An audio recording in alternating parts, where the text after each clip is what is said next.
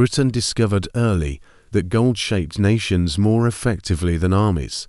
Empires depended on bullion, believing metal safeguarded sovereignty against unpredictable crises. But London understood truth. Gold's power increased when hidden from scrutiny. Secrecy transformed metal into instruments guiding global behavior through invisible financial influence. Before rivals realized, Britain created network controlling flow of bullion worldwide. This network ruled silently, making gold follow routes benefiting British interests. Nations believed markets moved naturally, while Britain shaped movement behind velvet curtains.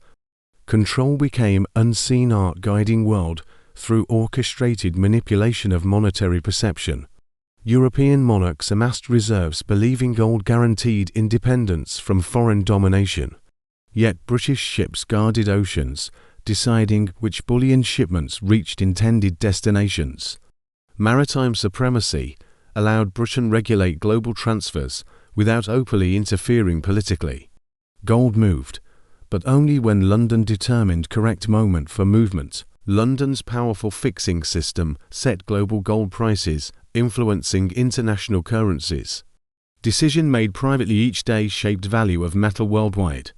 Behind closed doors, hidden financiers adjusted price favoring Britain's strategic direction. Fixing became ritual ensuring world unknowingly followed Britain's financial heartbeat daily. Central banks abroad depended on British vaults, protecting their bullion reserves safely. Foreign governments trusted London more than domestic institutions, guarding national wealth. Trust granted Britain leverage, meaning bullion rarely left British supervision entirely. This concentration created silent empire, functioning beneath international diplomatic conversations globally. Foreign central banks required British certification verifying purity of transferred bullion. Certification denied meant currencies collapsed due to sudden loss of confidence. Britain used this leverage, encouraging compliance within global monetary architecture constructively. Rivals understood resistance dangerous, knowing gold credibility lived inside London vaults. Colonial territories produced gold under British command, reinforcing empire's financial superiority. Mines in Africa, Australia, and Asia funneled bullion into British hands. These flows created surplus, granting Britain unmatched ability to stabilize markets worldwide. Rivals extracted less, leaving them vulnerable during sudden international monetary turbulence. Trade depended on insurance controlled overwhelmingly by London's maritime financial institutions. Uninsured gold shipments risked loss, making transport nearly impossible without British approval. Insurance pricing discouraged rivals seeking independence from British-dominated shipping protection networks. Thus control extended through financial instruments, shaping movement of global bullion discreetly. France attempted accumulating reserves, strengthening monetary independence against British financial dominance. But Britain manipulated commodity markets, reducing capacity of France purchasing bullion. Speculation increased French inflation, weakening ability to maintain gold-based currency stability. France retreated financially forced to accept systems aligned with British interests. Germany unified, seeking gold strength, supporting ambitious continental expansion during industrial rise. Britain responded, influencing bond markets, raising German borrowing costs dramatically. Slowed growth reduced fiscal space, preventing Germany matching Britain's gold accumulation.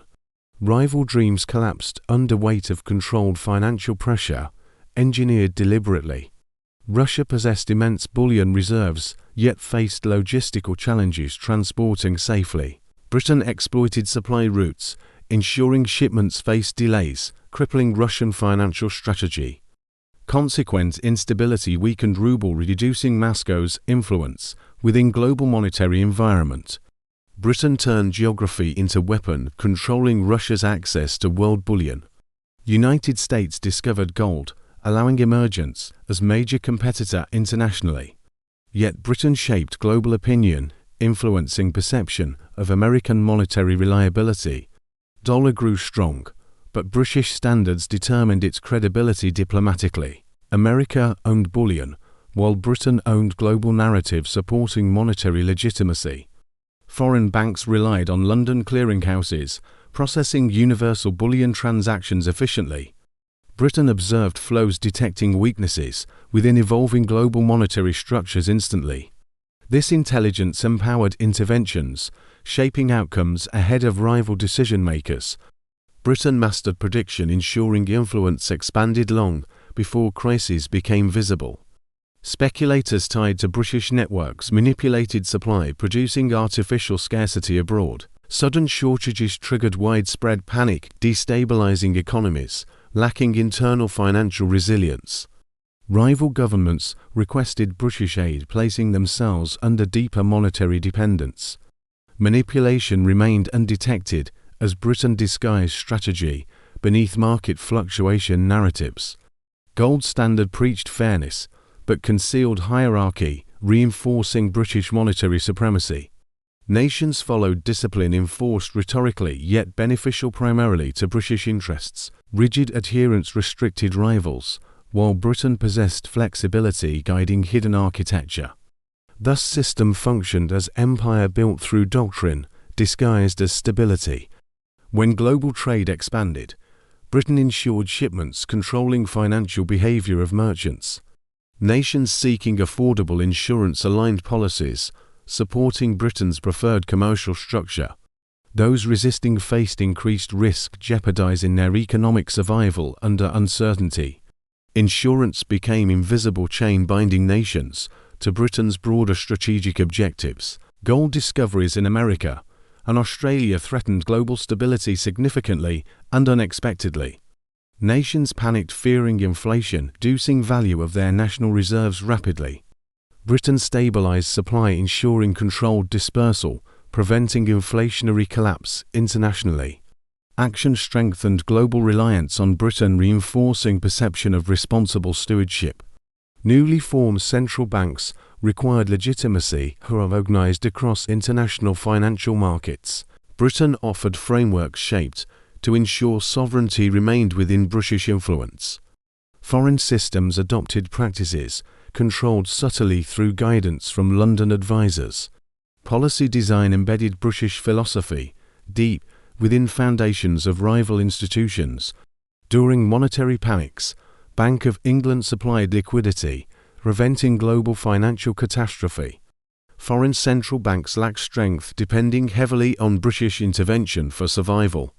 This support created obligation, solidifying Britain's role as guardian of stability. Empires felt indebted, ensuring alignment continued throughout subsequent economic developments.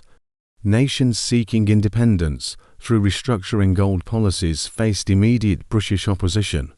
Rates adjusted subtly, discouraging experiments, challenging London's established financial order. Rivals reversed reforms, fearing long-term collapse of confidence among global investors. Britain preserved dominance through pressure disguised as natural market responses. Gold mining in colonies expanded supply. Britain maintained dominant reserves globally. This flow sustained stability, protecting Bank of England during volatile centuries. Rivals struggled, acquiring bullion, lacking empire's vast geographical extraction network. Gold geography determined wealth, ensuring Britain's empire shaped global economic structure. When alliance networks formed, Britain infiltrated financial committees, understanding internal vulnerabilities. Information gathered enabled interventions, destabilizing unified attempts, opposing British dominance. Opposition fragmented, creating competitive disunity, benefiting Britain's consolidated financial structure. Strategies ensured rivals never presented coordinated challenge against British-led global system. News publications influenced public trust, shaping perception of strength among rival currencies. Negative reports triggered withdrawals, undermining credibility. Foreign banks carefully constructed. Panic manipulated markets, enabling Britain correct imbalances, favoring its financial advantage. Gold became psychological battleground, where belief equaled power, overriding physical reserves. Technological innovations threatened reduce Britain's control over global transportation systems. Britain responded adjusting insurance algorithms, disadvantaging routes, rejecting British oversight.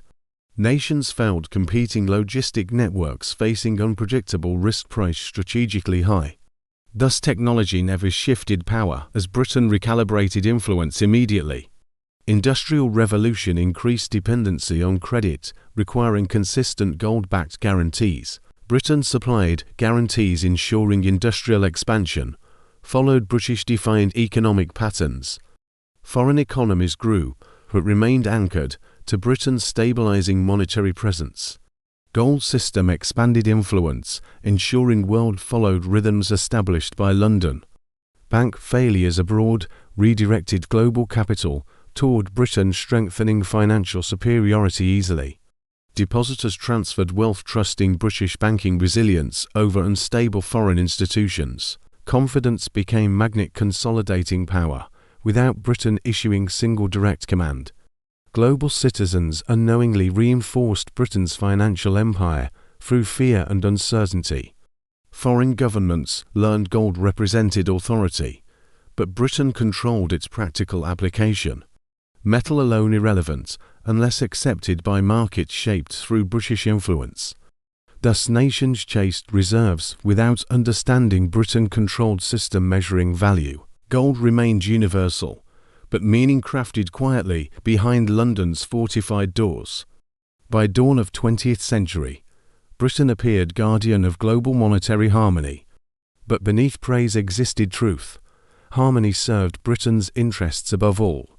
Shadow gold standard operated silently, shaping governments through elegant strategic manipulation. Empire survived because Britain mastered secrecy, making control impossible to detect. Britain entered new century holding power surpassing armies, borders, and dynasties. Gold shaped nations, but perception shaped gold, and Britain mastered perception. Foreign governments believed bullion controlled destiny, unaware London controlled narratives surrounding bullion. Truth remained buried beneath rituals, maintaining illusion of fair monetary order. Central banks abroad continued depending on British vaults for custodial security. Vault access offered stability, reserved hierarchy favoring British long-term strategy. Rivals stored metal believing independence increased, while dependence deepened each decade. Gold imprisoned nations through comfort, provided by Britain's undeniable financial reliability. International settlements required clearing through London, making Britain global financial conductor. Every transaction revealed vulnerabilities, allowing Britain predict crises before emergence. Information advantage shaped strategy, strengthening shadow architecture, guiding entire global economy. Knowledge became gold, allowing Britain dominate, without explicit force or coercion. Currency convertibility remained cornerstone, granting nations access to international purchasing strength. But convertibility depended entirely on gold availability, controlled by Britain. Foreign currencies fluctuated when Britain approved or denied bullion redistribution abroad. Thus, independence appeared possible, while true power remained anchored inside London. Britain manipulated discount rates, subtly influencing global liquidity without revealing intention. Rivals mirrored decisions, chasing credibility within elite monetary community. Mirroring preserved British leadership because policies aligned globally followed British design. Central banks abroad acted independently, yet obeyed Britain unconsciously through financial mimicry. Foreign nations attempted forming alliances, reducing dependence on British monetary guidance. Britain distracted alliances through diplomatic suggestions, undermining unity behind the scenes. Conflicts emerged internally, fracturing cooperation before alliances developed coherent strategy. Political discord reflected Britain's mastery, preventing formation of unified European resistance. In colonies, British administrators controlled gold flows, limiting exposure of local banking. Local institutions depended on British oversight, preventing indigenous monetary independence entirely. Colonial currencies remained weak, ensuring colonies tied permanently to British economy. Gold moved outward, but power always moved inward, toward London continuously. Foreign leaders visiting London praised British system publicly to maintain investor confidence. But privately, they feared consequences of deviating from British monetary expectations. Deviation risked panic, withdrawal, collapse, and long-term irreversible national humiliation. Thus compliance became survival, and survival strengthened Britain's financial dominance globally. Global trade imbalances threatened nations unable to maintain required gold outflow ratio. Britain exploited these imbalances, pressuring governments to accept stricter monetary discipline. Stricter discipline limited expenditure, constraining national development projects dramatically. Self-sufficiency evaporated, forcing governments to adopt British methods, protecting external credibility. War erupted, shaking continents and placing extreme pressure on global banking systems. Nations liquidated reserves, financing militaries, causing unprecedented global monetary strain. Britain rationed bullion carefully, ensuring strategic advantage remained under British direction. Foreign governments followed instructions, believing stability required obedience to British leadership. Britain's central bank coordinated with private networks, securing gold shipments secretly. Operations relied on coded messages, guiding movement of bullion across oceans. Hidden logistics protected empires' reserves, strengthening Britain through prolonged conflict. Secrecy ensured enemies never predicted strategic distribution of British-held gold. Post-war reconstruction depended heavily on access to British-controlled international liquidity. Rivals lacking gold reserves sought loans, restoring economic stability and confidence. Loans imposed conditions embedding British influence into domestic financial architecture permanently. Thus, Britain shaped reconstruction, reinforcing control over defeated or weakened nations. Currency crises erupted frequently as nations struggled to maintain pre-war monetary commitments. Britain stabilized values, selectively deciding which currencies deserve survival support. Favored nations thrived, while neglected economies collapsed, accelerating Britain's geopolitical influence. Gold acted as filter, separating allies from liabilities throughout global system. New monetary theories challenged gold's role within modern financial architecture intellectually. But Britain defended standard, emphasizing stability, discipline, and global economic order. Debates overshadowed truth. Britain feared losing system, ensuring its dominance. Arguments framed academically hid Britain's vested interest in gold supremacy. Global markets advanced, adopting telegraph, enabling rapid transmission of financial information. Britain used speed, maintaining leadership, adjusting strategies moments before rivals responded. Rapid adaptation protected influence, making Britain unbeatable in evolving marketplace. Technology strengthened empire rather than threatening established monetary authority. Foreign investors trusted London over continental markets, regardless of technological improvements. Confidence encouraged deposits, expanding British influence within international financial networks. Deposits increased liquidity, providing Britain resources, reinforcing worldwide monetary leadership. Power grew organically as world trusted Britain more than themselves. Nations suffering depression turned to Britain, seeking stabilization through controlled gold inflow. Britain evaluated requests, determining winners and losers within global hierarchy. Support extended strategically, shaping political alignment across multiple developing regions.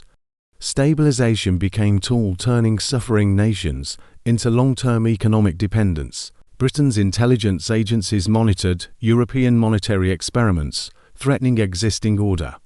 Teams analyzed risks, identifying weaknesses exploitable if rivals gained momentum.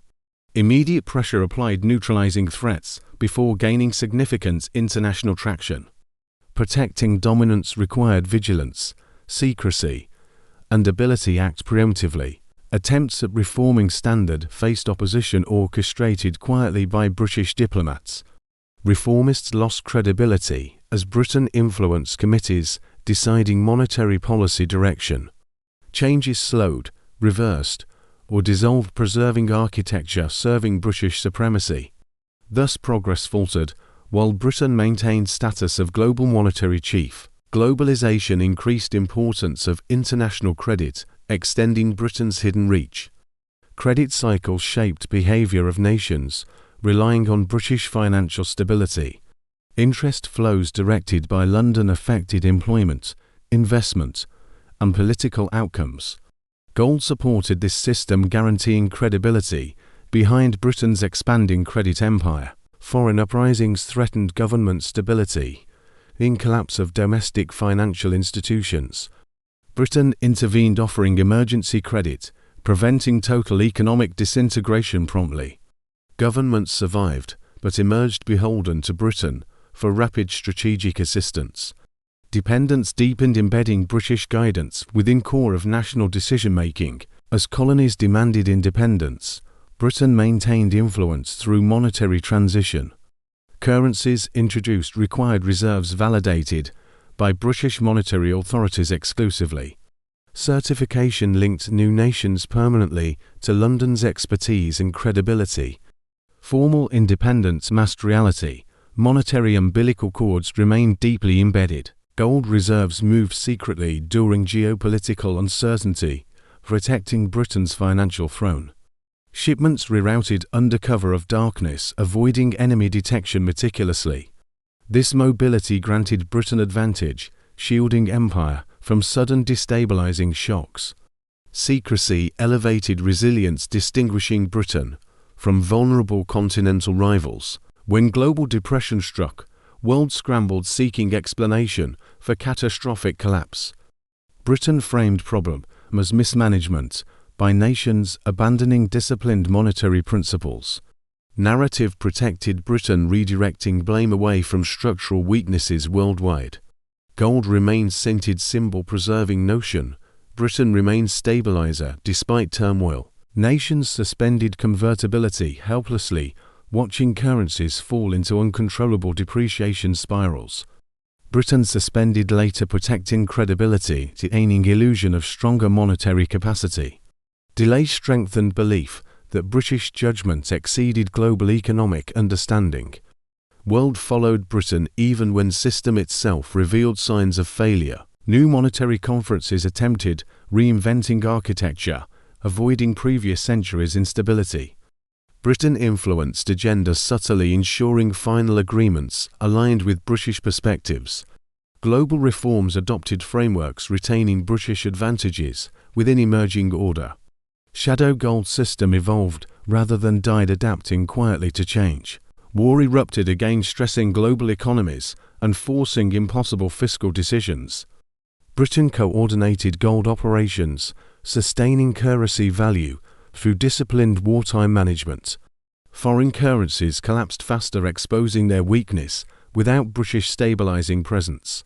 Gold no longer abundant, yet Britain preserved influence through historic trust. Post-war world shifted toward new financial institutions, promising stability and cooperation.